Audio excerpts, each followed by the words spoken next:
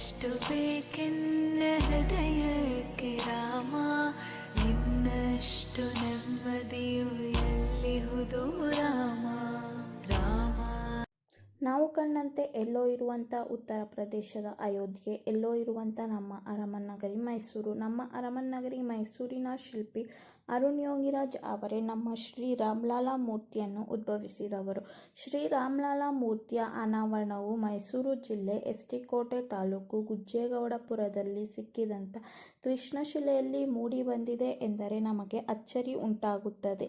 5 ದಶಕಗಳ ಹೋರಾಟ, ಸಾವಿರಾರು ಪ್ರತಿಭಟನೆಗಳ ನಂತರ, ಕಾನೂನು ಸಮರ ಮುಗಿಸಿದ ನಂತರ ಶ್ರೀರಾಮ ಮಂದಿರ ಟ್ರಸ್ಟ್ನವರು ಈ ಒಂದು ರಾಮ ಮೂರ್ತಿಯನ್ನು ಕೆತ್ತಬೇಕು ಎಂದು ತೀರ್ಮಾನಿಸಿದಾಗ ಇಡೀ ದೇಶದಾದ್ಯಂತ ಸಾವಿರಾರು ಶಿಲ್ಪಿಗಳ ಹೆಸರು ಮುನ್ನೆಲೆಗೆ ಬರುತ್ತದೆ.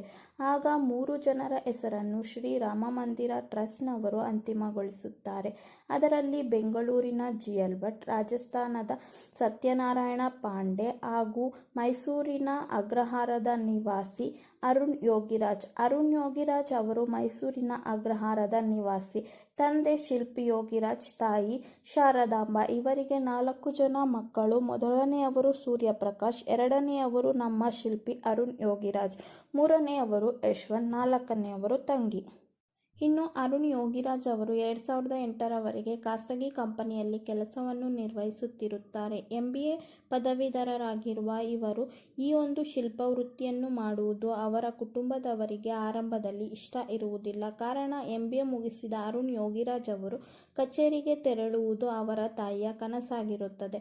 ಮನದ ಮೂಲೆಯಲ್ಲಿ ತಾನು ಒಬ್ಬ ಶಿಲ್ಪಿ ಆಗಬೇಕು ಎಂದು ಆಸೆ ಇರುತ್ತದೆ. 2008ರಲ್ಲಿ ಅವರು ಕಾರ್ಪೊರೇಟ್ ವೃತ್ತಿಯನ್ನು ತೊರೆದು ಈ ಒಂದು ಶಿಲ್ಪವೃತ್ತಿಯನ್ನು ಆಯ್ಕೆ ಮಾಡಿಕೊಳ್ಳುತ್ತಾರೆ. 40 ವರ್ಷದ ಅರುಣ್ ಯೋಗಿರಾಜ್ ಅವರು ಈಗಾಗಲೇ ಸಾವಿರಾರು ಪ್ರತಿಮೆಯನ್ನು ಕೆತ್ತಿದ್ದಾರೆ. ಅದರಲ್ಲಿ ಪ್ರಮುಖವಾಗಿ ಶಂಕರಾನಂದರ ಮೂರ್ತಿ, ಇನ್ನೊಂದು ಸುಭಾಷ್ ಚಂದ್ರ ಬೋಸ್ ಅವರ ಮೂರ್ತಿ. ಈ 2 ಮೂರ್ತಿಯನ್ನು ನಮ್ಮ ಪ್ರಧಾನಿ ನರೇಂದ್ರ ಮೋದಿ ಅವರೇ ಉದ್ಘಾಟಿಸಿದ್ದಾರೆ. ಇದರ ಜೊತೆಯಲ್ಲಿ ಮೈಸೂರಿನಲ್ಲಿ ಒಂದು ಪ್ರತಿಮೆಯನ್ನು ಅರಳಿಸಲು ಮುಂದಾಗಿದ್ದರು. ಅದು ಡಾ. ವಿಷ್ಣುವರ್ಧನ್ ಅವರ ಪ್ರತಿಮೆ. ಇಂದು ಮತ್ತೊಂದು ಮಜಲು ತೆಗೆದುಕೊಳ್ಳುತ್ತಿದೆ ಶ್ರೀ ರಾಮ್ಲಾಲಾ ಮೂರ್ತಿ. 40 ವರ್ಷದ ಅರುಣ್ ಯೋಗಿರಾಜ್ ಅವರು 2008ರಿಂದ ಇಲ್ಲಿಯವರೆಗೆ ಸಾವಿರಾರು ಪ್ರತಿಮೆಗಳನ್ನು ಕೆತ್ತಿದ್ದಾರೆ. ಅದರ ಪೈಕಿ ಅವರ ಇತಿಹಾಸದ ಪುಟದಲ್ಲಿ ಅಚ್ಚಳಿಯದೆ ಉಳಿದಿರುವುದು ಶ್ರೀ ರಾಮ್ಲಾಲಾ ಮೂರ್ತಿ. ಶ್ರೀ ರಾಮ್ಲಾಲಾ ಮೂರ್ತಿಯನ್ನು ಕೆತ್ತುವುದಕ್ಕಿಂತ ಮುಂಚೆ ಅರುಣ್ ಯೋಗಿರಾಜ್ ಅವರು ಸಾಕಷ್ಟು ಶ್ರಮವನ್ನು ವಹಿಸಿದ್ದಾರೆ. ಸುಮಾರು 3 ತಿಂಗಳುಗಳ ಕಾಲ ಇಂಟರ್ನೆಟ್ಟಲ್ಲಿ 1200ಕ್ಕೂ ಹೆಚ್ಚು ಚಿತ್ರಗಳನ್ನು ಡೌನ್ಲೋಡ್ ಮಾಡಿಕೊಂಡಿದ್ದಾರೆ. ಅದಕ್ಕೆ ಪ್ರಮುಖವಾದ ಕಾರಣ ಈ ಬಾಲರಾಮನನ್ನು ಹುಡುಕುವುದು. ಅವರಿಗೆ ಕೃಷ್ಣನನ್ನು ಕಂಡು ಗೊತ್ತಿತ್ತು, ಶ್ರೀರಾಮನನ್ನು ಕಂಡು ಗೊತ್ತಿಲ್ಲ. ಬಾಲಕೃಷ್ಣನ ತುಂಟಾಟವನ್ನು ನೋಡಿದ್ದಾರೆ, ಆದರೆ ಬಾಲರಾಮನ ತುಂಟಾಟವನ್ನು ಎಂದೂ ಕಂಡಿಲ್ಲ. ಅರುಣ್ ಯೋಗಿರಾಜ್ ಅವರು ಬಾಲರಾಮನನ್ನು ಹುಡುಕಲು ಮುಂದಾದರು. ಆ ಸಂದರ್ಭದಲ್ಲಿ ಅವರು ಬಾಲರಾಮನನ್ನು ಮನದಲ್ಲಿ ನೆನೆದುಕೊಂಡು ಸತತ 3 ತಿಂಗಳುಗಳ ಕಾಲ ಒಂದು ಶಿಲೆಯನ್ನು ಕೆತ್ತಲು ಮುಂದಾಗುತ್ತಾರೆ.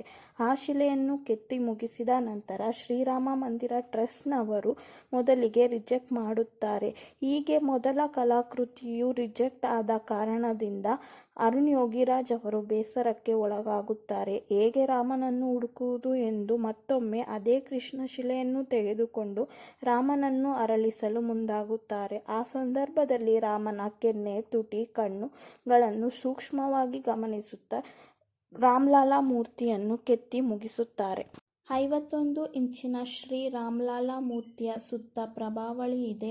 ಹೊಯ್ಸಳ ಸಾಮ್ರಾಜ್ಯದಲ್ಲಿ ಕೆತ್ತಿದಂಥ ಶಿಲ್ಪಕಲೆಗೆ ಅನುಸಾರವಾಗಿ ಈ ಒಂದು ಕಲಾಕೃತಿಯನ್ನು ಕೆತ್ತಲಾಗಿದೆ. ಇನ್ನು ಶ್ರೀ ರಾಮ್ಲಾಲಾ ಮೂರ್ತಿಯ ಅಕ್ಕಪಕ್ಕದಲ್ಲಿ ಸೀತೆ ಹಾಗೂ ಹನುಮಂತ ಮತ್ತು ಲಕ್ಷ್ಮಣ ಮೂರ್ತಿಯನ್ನು ಕೆತ್ತಲಾಗಿದೆ.